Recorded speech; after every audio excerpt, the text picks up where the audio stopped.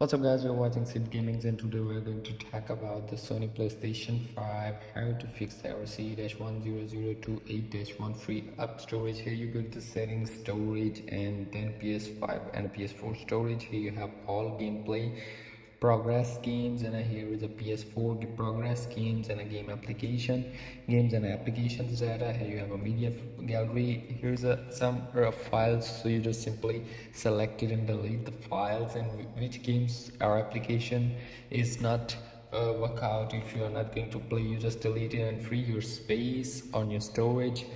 So, and after that sometime you have a corrupted file in it, so you simply rebuild the database in your safe mode and you can delete the corrupted files. So, and here you have the games and application, which games or application you are not going to play, so you simply just select it and delete it.